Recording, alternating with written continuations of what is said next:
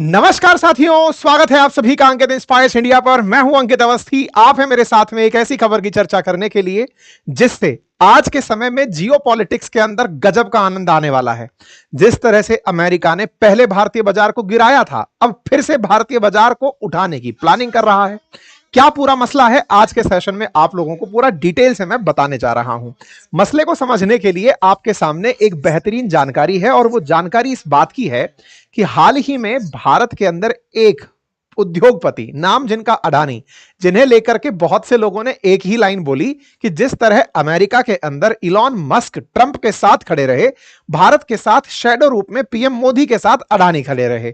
Election campaign के दौरान अडानी का नाम बहुत बार जिक्र में आया, बस वो फ्रंट फेस पर नहीं आए। भारत में कुछ वैसी ही तैयारियां मुझे लग रहा है कि चल रही हैं। अब क्या कहानी चल रही है, आज के सेशन में मैं आपके सामने वही बात रख रहा हूं। क्यों? क्योंकि चर्चा है कि आने वाले समय में अडानी की लॉटरी लगने वाली है। किस बात पर लॉटरी लगने वाली है? प्रधानमंत्री नरेंद्र मोदी इस समय अमेरिका की यात्रा पर निकल चुके हैं। बोले साहब बहुत दिन के निकले हुए हैं, आपने 2 दिन पहले भी बताया था कि निकल चुके हैं। भाई साहब वो यात्रा के अंदर पहले फ्रांस रुकते हुए जा रहे थे, फ्रांस गए, फ्रांस से आज निकल करके वो अमेरिका के लिए चल दिए हैं। बोले अच्छी बात है, अब क्या होगा? तो फ्रांस से होते हुए जा रहे थे तो हुआ क्या? हुआ कुछ यूं कि फ्रांस में एक गजब का नजारा देखने को मिला। गजब का नजारा किस बात का था? फ्रांसीसी राष्ट्रपति इमानुएल मैक्रोन प्रधानमंत्री नरेंद्र मोदी को छोड़ने के लिए हवाई जहाज तक आए। ये जो घटना थी ना, ये घटना बहुत ज्यादा मायने रखती है। जनरली कोई राष्ट्राध्यक्ष आते हैं तो उन्हें रिसीव करने भी दूसरे देश के राष्ट्राध्यक्ष पहुंच जाएं तो बड़ी बात मानी जाती है। लेकिन जब राष्ट्राध्यक्ष जा रहे हो और उन्हें छोड़ने के लिए अगर आप आ रहे हो तो ये जियोपॉलिटिकल रिलेशंस में उससे भी ऊपर की बात मानी जाती है।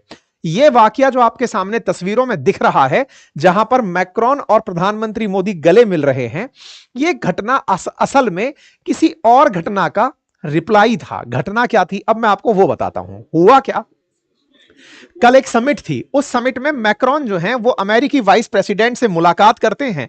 वाइस प्रेसिडेंट से मुलाकात करके उनके जस्ट बगल में बैठे पीएम मोदी से हाथ ना मिलाते हुए उनके पीछे की लाइन में बैठे हुए नेताओं से हाथ मिला लेते हैं। साथ में पीएम मोदी यहां रह जाते हैं और उनका हाथ मिलने से छूट जाता है। बगल में यहां एंटोनियो गुटेरस थे, उनसे हाथ मिला लेते हैं। पीएम मोदी का इस तरह हाथ ना मिलाना भारत के अंदर अपोजिशन के द्वारा एक गजब ही चर्चा का विषय बन गया। उसे भारत के अंदर एक अंतरराष्ट्रीय बेइज्जती की, हमारे प्रधानमंत्री की विदेश में इंसल्ट हो गई, मैक्रोन ने हाथ नहीं मिलाया। बस इस घटना को भाई साहब जितना ज्यादा प्रधानमंत्री मोदी से नफरत करने वाले लोग थे वो देश से कब नफरत करना शुरू कर देते हैं नहीं पता। उन्हें लगा कि मैक्रोन ने अच्छा किया, पीएम मोदी से हाथ नहीं मिलाया, विश्व गुरु की बेइज्जती हो गई।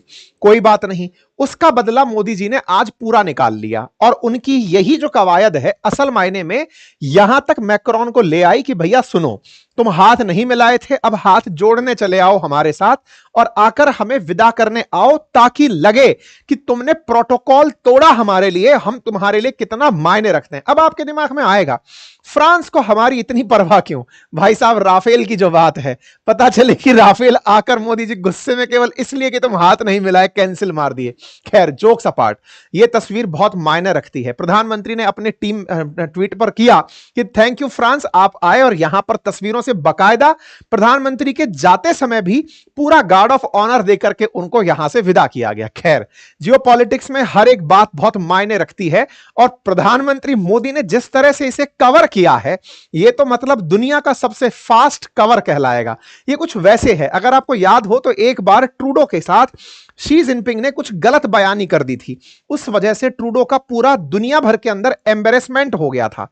प्रधानमंत्री के साथ हाथ ना मिलाकर मैक्रोन ने अनइंटेंशनली शायद कुछ ऐसा किया जो कि मीडिया में कैप्चर हो गया और बातों का विषय बन गया कि विश्वगुरु की बेइज्जती हो गई है और भारत की बेइज्जती को बड़ा ही अच्छे से सेलिब्रेट किया जाने लगा। खैर दूसरे दिन ही उसे कवर करके कि उन्होंने प्रोटोकॉल तोड़कर छोड़ने आने तक का जहमत उठाया, इससे भारतीयों को फिर से अपना खोया हुआ जो क्षणिक भर में सम्मान था वो क्षणिक भर में ही वापस मिल गया। आजकल हम अपनी इज्जत इतना ज्यादा हाथ में लिए चलते हैं कि हल्का सा कोई कह दे तो हमें बुरा लग जाता है। खैर चलिए आगे बढ़ते हैं। फिलहाल के लिए आगे बढ़ते हुए हम ट्रंप तक पहुंचते हैं। ट्रंप से पहले मैंने आज सुबह ही एक सेशन किया, कल भी एक सेशन किया, अभी ये समझिए 2-3 दिन तक पूरा इन्हीं पर सेशन चलने वाला है, तो आप पहले से ही तैयारी करके रखिएगा। मैं आपको बताता हूं अडानी के काम में ट्रंप आए, ये मैंने कल एक सेशन किया था और मैंने आपको बताया था कि कैसे ट्रंप ने बकायदा अडानी को ध्यान में रखते हुए कुछ फैसले लिए, जिनमें सबसे पहले जो करप्शन वाला बिल था उसे कैंसिल मार दिया कि नहीं भाई, अब अमेरिका के अंदर कोई भी ऐसा कानून नहीं रहेगा जिसके चलते किसी के खिलाफ यह फैसला लिया जाए कि तुमने किसी दूसरे देश में रिश्वत क्यों दी थी। तो यह तो काम कर ही दिया था। अब चर्चा है दूसरे काम की। दूसरा काम, अभी जब प्रधानमंत्री अमेरिका की यात्रा पर हैं, 2-3 दिन तक लगातार हमारे सेशंस इस पूरी यात्रा को कवर करते हुए आते रहेंगे। चर्चा है इस बार आईमैक की। अब ये आईमैक क्या है, इसके लिए डिटेल में आपको सुनना होगा कि भारत से यानी इंडिया से मिडिल ईस्ट होते हुए हमें जाना है यूरोप, और ये जो इंडिया से मिडिल ईस्ट होते हुए जो कॉरिडोर बन रहा है इसमें IMEEC है, India middle east Europe corridor. ये क्या है तो इसको एक बार के लिए पहले ही समझ लें। भारत से पानी से निकलो, पानी से चलते हुए यूएई पहुंचो, यहां से ट्रेन लो, ट्रेन से होते हुए सऊदी अरेबिया क्रॉस करते हुए जॉर्डन जाओ, जॉर्डन से इजराइल का बॉर्डर लगता है, इजराइल में एंट्री करो, इजराइल के अंदर एक पोर्ट है उसका नाम है हाइफा पोर्ट, हाइफा पोर्ट पहुंचो, यहां से शिप में माल जहाज में ला दो और उसे लेकर ग्रीस चले जाओ। तो ये पूरी की पूरी एक यात्रा है जो भारत से होकर यूरोप को जोड़ने की है। अब इसका क्या मतलब है, इसका मतलब समझिए।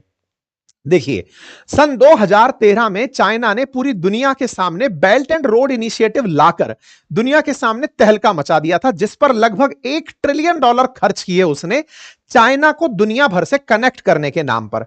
उसी का एक सस्ता और टिकाऊ सॉल्यूशन निकाला भारत ने सन 2023 के अंदर, यानी उसके 10 साल बाद 2023 में भारत ने G20 की समिट आयोजित की।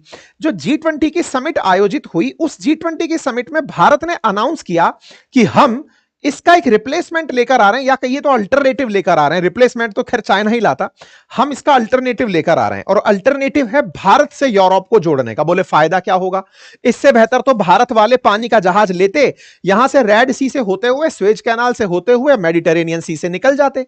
असल में ये वाला जो रास्ता है ना, आजकल इस पे बड़ा ही दिक्कत हो गया है। दिक्कत क्या हो गया है, यहां पर यमन है और यमन में रहते हैं हूतिये, आतंकी हैं वो हूतिये रेड सी से गुजर रहे भारतीय जहाजों के ऊपर गोले बरसाते हैं। तो ये हूतियों के द्वारा जो गोले बरसाए जाते हैं, इससे यह मार्ग बाधित हो रहा था, क्योंकि इजराइल का जब जब ईरान के साथ कॉन्फ्लिक्ट चला तो उसका परिणाम यह निकला कि ईरान के भड़काने पर हूतिये भड़के और उन्होंने भारतीय ट्रैवल को काउंटर किया। लेकिन अगर भारत यूएई के साथ व्यापार करता है तो यह रास्ता पूरी तरह से आतंक मुक्त है। इस रास्ते में कहीं तक कोई भी दिक्कत नहीं है। यहां पर ना सोमालिया का डर, यहां के ना ही हॉर्न ऑफ अफ्रीका का डर, क्योंकि वहां सोमालिया के लुटेरे घुसाते हैं। यहां हूतियों का डर भी नहीं, कोई डर नहीं, और स्वेज कैनाल का भी झंझट नहीं जहां टाइम लगता है। सीधा यहां से आओ, ट्रेन की जगह माल पहुंचाओ और सीधा की सीधा पार करा दो। इससे 2 फायदे हैं। पहला, भारत से कनेक्टिविटी तो यहां की रेगुलर ऐसे है जैसे कि मेट्रो चल रही हो, धड़ाधड़ यहां से कनेक्टिविटी बनी हुई है। यहां पर भी सऊदी के साथ भी भारत की तेल की और सामान की गजब कनेक्टिविटी है। ये दोनों देश इंफ्रास्ट्रक्चर में पैसे वाले देश हैं, यानी इनको अपने यहां रेल पटरियां बिछाने में जोर नहीं लगेगा। ये दुनिया की सबसे ऊंची बिल्डिंग, सबसे लंबी कॉलोनी बनाने वाले लोग हैं। ऐसे में इन लोगों के यहां से रेल मार्ग निकालकर जॉर्डन तक पहुंचना है। जॉर्डन में वैसे भी राजा जी हैं। उसके बाद में बैठा है इजराइल। इजराइल का तो आपको मालूम ही है कि उसने तो यहां पर ऑलरेडी अडानी के साथ हाइफा पोर्ट $1.3 बिलियन में साइन किया हुआ है 2054 तक के लिए। तो हाइफा पोर्ट पर ट्रैफिक कैसे बढ़े, इसके लिए जरूरी है कि इस रास्ते का बनना जरूरी है। यह रास्ता तब बने जब ट्रंप जैसा बैठकर राष्ट्रपति बने। बोले क्यों? क्योंकि असल मायने में ट्रंप ने ही इजराइल और यूएई के बीच में मित्रता कराई थी, जिसे आपने अब्राहम अकॉर्ड के नाम से जाना था। अब्राहम अकॉर्ड के अंदर ही सेकंड प्लानिंग यूएई के साथ, अब सऊदी अरब के साथ भी है, क्योंकि अमेरिका की तरफ से ट्रंप पहले कह चुके हैं कि मैं पहली विदेश यात्रा पर सऊदी जाऊंगा। तो सऊदी जब वो आएंगे तो इन सबको एक साथ बिठाएंगे कि आ जाओ बेटा, सब लोग बैठो और व्यापार करो। अमेरिका का क्या फायदा? अरे भाई सिक्का चलेगा उसका। किस तरह का सिक्का? भाई उसको ईरान को पीछे छोड़ना है, इजराइल का साथ देना है। इजराइल का धंधा कब बढ़ेगा? जब इजरायली पोर्ट पर ट्रैफिक होगा। इजरायली पोर्ट पर कौन बैठा है? अडानी बैठा है। अडानी के साथ नेतन्याहू उस समय साथ दिए जब दुनिया वाले उसके पीछे पड़े। आपको याद हो तो बाइडेन के टाइम में जब इंडिक्टमेंट की बात आई थी कि अडानी के ऊपर चार्ज लगे हैं कि ये भ्रष्टाचार कर रहे हैं, तब इजराइल अकेला देश था जो आकर खड़ा हो गया और कहा कि अडानी हमें कोई दिक्कत नहीं है, दुनिया वाले तुम पर आरोप लगाएं, आकर तुम हमारे इजराइल में इन्वेस्ट करो, हम तुम्हारे साथ हैं। यानी इजराइल उसके साथ हर तरह से खड़ा हुआ है। ऐसे में इजराइल का ये जो कॉम्बिनेशन है, इस कॉम्बिनेशन से दुनिया को बड़ी उम्मीदें हैं, लेकिन इसी उम्मीद ने पूरी दुनिया में युद्ध को जन्म दिया, ऐसा मैं नहीं, बाइडेन बोलते हैं। कहां बोलते हैं, आइए मैं आगे आकर लेकर चलता हूं, क्योंकि अब हेडलाइंस बन रही हैं कि ट्रंप से जब मुलाकात करेंगे मोदी तो इस विषय पर चर्चा करेंगे, क्योंकि थोड़े दिन पहले ही नेतन्याहू मिलकर इनसे आए हैं और इनसे जो मुलाकात थी वो तो सब जानते हैं, इनके लिए कुर्सी खिंचाने वाला मॉडल आया था। तो भाई केंद्र में ये व्यक्ति आ गया। आप पूछेंगे ये व्यक्ति इतना हाईलाइट क्यों हो रहा है, ये इतना बड़ा आदमी हो गया है क्या? देखो अब एक चीज समझ लो, अमेरिका अगर पूंजीवादी है तो उसने इलॉन मस्क को पकड़ा हुआ है। भारत भी अब धीरे धीरे खुलेआम अडानी को प्रमोट करने वाला है। मुझे आने वाले समय का सेंस यही प्रतीत हो रहा है जब तक ट्रंप यहां पर बैठने वाला है। ठीक है साहब, इस पूरे रूट को उठाकर आप देख लें और इस पूरे रूट के साथ होने वाली उम्मीदों को समझ लें। मैं आपको याद दिला दूं, G20 जहां पर भारत ने बाइडेन के साथ बैठकर यह आयोजित किया था कि हम एक रास्ता निकाल रहे हैं आईमैक के नाम से, जिससे हम यूरोप को जोड़ेंगे, अफ्रीका को जोड़ेंगे, एशिया को जोड़ेंगे और इस तरह से हम अमेरिका तक सामान पहुंचा देंगे। यह वो समय था जिस समय हमने G20 का आयोजन किया, सफलतम आयोजन किया, और इसमें बाइडेन के साथ सऊदी प्रिंस किंग को बिठा करके इस तरह से जो हमने मित्रता कराई, उसके बाद हमने आईमैक का अनाउंसमेंट किया था। दुनिया को हमने एक बड़ा इनिशिएटिव आईमैक के नाम से दिया था, जहां भारत इन दोनों के बीच दोस्ती कराने में कामयाब हुआ था। इस आईमैक की चर्चा 9 सितंबर को पूरी दुनिया में हुई, 9 सितंबर 2023 को। 9 सितंबर 2023 को मात्र एक महीना ही बीता होगा। देखिए ध्यान से समझने की बात है, इस आईमैक से Bharat, UAE, Saudi Arab, America, France, Germany, Italy, European Union, सभी देशों को इस प्रोजेक्ट से फायदा होने वाला था। हम पूरी तरह तैयार थे। फ्रांस इसमें साथ जुड़ रहा था कि हम मिलवाकर कराएंगे सर इस काम को, हमें भी तो जल्दी से सामान मिलेगा, भारत तक सामान जल्दी पहुंचेगा और भारत का सामान जल्दी मिलेगा। ये तमाम चीजें हमारे साथ होंगी और चाइना के बेल्ट एंड रोड इनिशिएटिव का एक सब्स्टिट्यूट मिलकर आएगा। लेकिन इसी कहानी में खेला बदलना शुरू हुआ। ध्यान रखिएगा, चाइना के द्वारा जो बेल्ट एंड रोड इनिशिएटिव शुरू किया गया, जिसमें चाइना दुनिया भर के अंदर जहां सड़क नहीं है वहां सड़क, जहां रेल नहीं है वहां रेल, जहां पानी का जहाज बनना है पानी का लिए पोर्ट, ये सब बनाने का काम करता है, वो उसके लिए $1 ट्रिलियन अब तक खर्च कर चुका है। दुनिया में बड़ी चिंता थी इस बात की कि कैसे तैसे करके चाइना के प्रभुत्व को रोका जाए। अमेरिका की यह बहुत बड़ी मंशा है, भारत की भी है, क्योंकि चाइना ज्यादा बड़ा हो गया तो हमारे सर पे चढ़ के बैठेगा। ऐसे में भारत और अमेरिका के साझा हित हैं कि चाइना को रोकना है। अब यहां से खेला बदलता है। खेला क्या बदलता है? देखो, 9 सितंबर को हमने आईमैक साइन किया। आईमैक के साइन करते ही महीना भर भी नहीं निकला, इन भाई हमास के आतंकियों ने 7 अक्टूबर को इजराइल के अंदर हमला कर दिया। अब बड़ा इंटरेस्टिंग वाकया देखिए, सितंबर के अंदर हमारा साइन हुआ है G20, अक्टूबर के दिन इसके जो आतंकवादी हैं ये आते हैं और आकर इजराइल के अंदर हमला करते हैं। लगभग 1200 लोगों की मौत होती है। इजराइल ये कहता है कि हमारा अब तक का दूसरा सबसे बड़ा जो जीनोसाइड है वो ये था, मतलब इससे पहले हिटलर ने किया था, उसके बाद में ये था। तो इजराइल पर यह बहुत बड़ा सेटबैक था। इसकी कहानी क्या है? असल में गाजा और गाजा के साथ जुड़ा है। इजराइल गाजा के किनारे में पड़ा हुआ है, तो गाजा से निकलकर ये आतंकी आए, इन्होंने आते ही इजराइल का ध्यान मोड़ दिया। आप सोचें, लगभग 1.5 साल बीत चुका है, आईमैक के ऊपर एक पत्थर तक नहीं रखा गया, शिलान्यास नाम की भी चीज नहीं हुई है। क्यों नहीं हुई है? दुनिया का ध्यान इजराइल और गाजा पर टिका हुआ है। जैसे ही हमने ये इनिशिएटिव लिया, ये अचानक कैसे शुरू हो गया, इस बात को लेकर के बाइडेन खुद बोले थे। आपके सामने तस्वीरें अक्टूबर 26 की हैं। अक्टूबर 26 की कटिंग देखें, जिसमें बाइडेन ने मात्र 3 हफ्ते बाद ही कह दिया कि मैं इस बात से कन्विंस हूं कि हमास ने आईमैक को काउंटर करने के लिए ही यह हमला प्लान किया है। मतलब देखिए जियोपॉलिटिक्स में किस तरह से कनेक्शन क्रिएट हो रहे हैं कि गाजा की तरफ से जो हमास के उग्रवादी आतंकवादी हैं वो निकलकर इजराइल पर हमला करते हैं ताकि आईमैक से ध्यान हटे। बाइडेन खुद इस बात को बोले कि मैं कन्विंस हूं इस बात से। हुआ क्या? हुआ यह कि हमारा यह प्रोजेक्ट अटक गया। हम इस प्रोजेक्ट को लेकर बैठे रहे। टर्की जैसे देश इस बात पर खुशी मनाने लगे कि अगर भारत जैसे देशों ने यह अल्टरनेट बना लिया तो भाई चाइना के साथ तो ये लोग आगे, चाइना को तो कंपटीशन देंगे ही देंगे, लेकिन जो रास्ते के माध्यम से, तुर्की के माध्यम से होकर के जो रूट निकलता है, कुस्तुनतुनिया होकर के, कॉन्स्टेंटिनोपोलिस होकर के, इस्तांबुल होकर के, बोले उसका भी यूज घट जाएगा। तो भाई इसका सबसे बड़ा फायदा क्या है? रूट को रोक दो। रूट को रोकने के लिए उस जगह आतंक का डर बिठा दो। आतंक का डर बिठाया और काम अटक गया। अब इस तरफ से क्या हुआ, जब इजराइल के साथ भारत के व्यापार अच्छे चल रहे थे, रिश्ते अच्छे थे, तो इजराइल के चलते हम लोगों के जहाजों पर यमन में बैठे हुए हुतियों ने हमले किए। यहां बैठे हुए हमले इसलिए हुए कि भारत के सामान को रोक दो, तभी जाकर इजराइल को कुछ पता चलेगा। यहां पर हमारे ऊपर हमले हुए, फिर हमें वापस नीड पता चली कि नहीं भाई, भले ही काम रुक गया हो लेकिन इसका अल्टरनेटिव बनाना जरूरी है, रास्ता केवल एक ही ना हो, दूसरा रास्ता बनाने की जरूरत है। भारत ने फिर से इस बारे में चर्चाएं दुनिया के अंदर शुरू करना किया कि भाई देखो, कुछ भी करो, इस बात में चर्चा करो। अब देखो खेल का कैसे बदलता है। ट्रंप 6 नवंबर को जाकर चुने जाते हैं अमेरिका के राष्ट्रपति 2024 में। नवंबर में चुने जाते हैं। यूएई को फिर से उम्मीद जाग उठती है कि भारत के साथ आईमैक शुरू किया जा सकता है। तारीखों पर गौर करें, यह रहा दिसंबर 13 के दिन 2024 में, अभी से 2 महीने पहले यूएई के फॉरेन मिनिस्टर इंडिया आते हैं, प्रधानमंत्री मोदी से मिलते हैं और कहते हैं कि सर, वो जो आईमैक है ना, उसको लेकर काम फिर से शुरू किया जाए। भारत तो तैयार ही बैठा था, बोले करो यार, हम तो तैयार बैठे हैं, कोई तो आगे आए। तो बोले आओ सब आगे बढ़ते हैं, आगे बढ़ते हैं। ट्रंप का जीतना इसके अंदर मतलब जबरदस्त चीज ऐड कर देता है। ट्रंप ने आते ही पहले ही अनाउंसमेंट कर दिया था कि देखो, मेरे को कुछ नहीं चाहिए, मुझे मामला चाहिए नीट एंड क्लीन, मैं इस पूरे काम को रोक दूंगा, मैं गाजा वार को ही खत्म कर दूंगा। और ट्रंप के इस कहने से, चुनाव प्रचार के दौरान यह कहने से कि जिस दिन मैं राष्ट्रपति पद की शपथ लूंगा ना, उसके बाद मैं युद्ध रोक दूंगा।